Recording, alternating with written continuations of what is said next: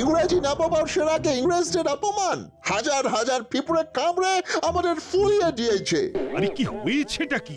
আমি বুঝিয়ে বলছি মহারাজ, আপনি এই 1000 কম্বলের দায়িত্ব আমাকে দিয়েছিলেন, তাই মন্ত্রীর মনে মনে আমার উপরে অনেক হিংসে ছিল।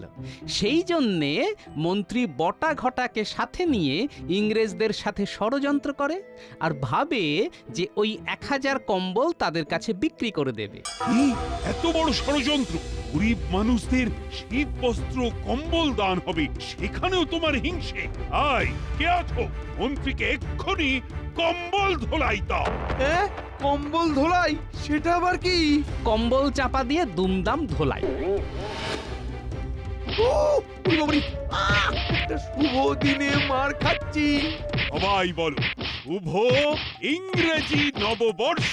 Happy new year. Happy new year.